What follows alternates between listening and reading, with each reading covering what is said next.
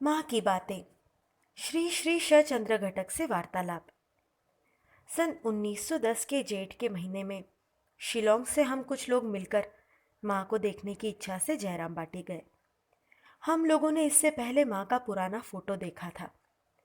इस बार रास्ते में एक साथी ने स्वप्न में माँ जैसी वे अभी हैं उस रूप में देखा और बाद में जयराम बाटी जाकर माँ को हूबहू स्वप्न के समान देखकर हमारे आनंद और विस्मय की सीमा न रही। हमारे एक साथी की दीक्षा पहले ही किसी सन्यासी से हो चुकी थी।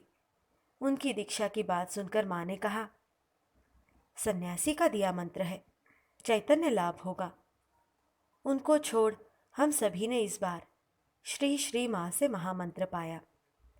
दीक्षा के बाद ही जब हम लोगों ने श्री श्री माँ से कामारपुकुर जाने की अनुमति मांगी तो उन्होंने कहा, ऐसा भी कहीं होता है? आज मैं अपने बच्चों को अच्छी तरह खिलाऊंगी। किम कर्म किमकर्मेति कवयोऽप्यत्र मोहिताः ततते कर्म प्रवक्ष्यामि यज्ञात्वा मोक्ष्यसे शुभात् इत्यादि गीता में पढ़ा था। अतः भवबंधन से मुक्त होने के लिए श्री श्री माँ की कृपा पाने के बाद मुझे आगे क्या करना होगा यह जान लेना उचित समझकर मैंने पूछा, माँ मुझे और क्या करना होगा? माँ, तुम्हें कुछ भी नहीं करना होगा। मुझे कुछ भी नहीं करना होगा। माँ, नहीं। मैं, कुछ भी नहीं। माँ ने कहा, नहीं, कुछ भी नहीं। 3 बार एक ही उत्तर पाकर मैं समझ गया कि उन्होंने कृपा की है और भवबंधन काटने का सारा भार उन्होंने ही ले लिया है। मैंने भानु बुआ का हाथ देखकर बताया था, बुआ तुम अभी 25 वर्ष और जियोगी। उन्होंने जाकर माँ से कहा, माँ तुम्हारा बेटा तो हाथ देखना जानता है। माँ ने मुझे बुलाकर कहा, बेटा तुम हाथ देखना जानते हो? जरा देखो तो मेरे पैरों का वात रोग ठीक होगा या नहीं। मैं तो यह सुनकर अवाक हो गया क्योंकि मैं ज्योतिष का कुछ भी नहीं जानता था। भानु बुआ को तो मैंने यूं ही अनुमान से बताया था। मैंने सुना था कि भक्तों के पाप ग्रहण करने से ही श्री श्री माँ के पैरों में यह बीमारी थी।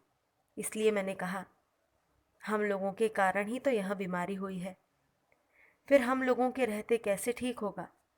इतना सुनते ही माँ जो खड़ी होकर बातें कर रही थी, दुखित हो अचानक नीचे बैठ गई और बोली, अरे माँ यह क्या कहता है?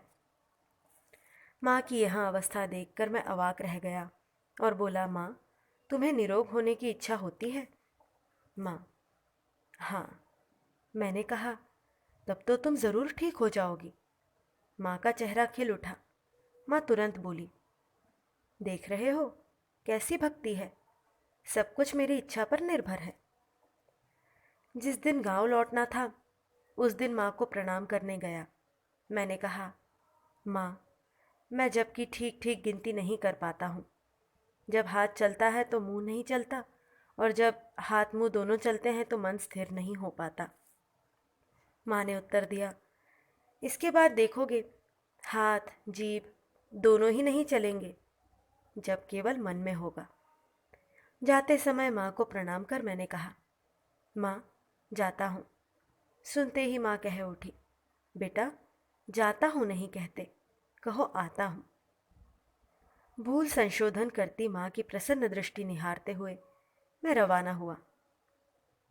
सन 1912 में दुर्गा पूजा के बाद श्री श्री माँ जब काशी गई थी, उसी समय माँ की जन्मतिथि पर दिसंबर में हम लोग भी काशी गए। जन्मतिथि के दिन सुबह लक्ष्मी निवास में माँ को प्रणाम कर फूलों की माला से मैंने उनकी पूजा की। माँ ने सभी को एक एक प्रसादी माला दी। तत्पश्चात श्री श्री माँ का प्रसाद ग्रहण कर मैं अद्वैत आश्रम लौटा। वहाँ जन्मतिथि पूजा के अंत में जब होम हो रहा था और सब लोग मिलकर उस होमाग्नि में आहुति दे रहे थे तो हम लोगों ने भी आहुति देना चाहा। इस पर किसी किसी ने ऐतराज़ करते हुए कहा, तुम लोगों ने तो खा लिया है, आहुति मत देना। लेकिन मुझे छोड़कर बाकी सभी ने आहुति दी। श्री श्री माँ भी उस समय आश्रम में आई हुई थी। लोगों का प्रतिवाद देखकर माँ ने स्त्री भक्तों से कहा था, इन लोगों ने तो मेरा प्रसाद पाया है, खाना कहाँ खाया है, आहुति क्यों नहीं देंगे। बाद में स्त्री भक्तों से मैंने यह बात सुनी थी।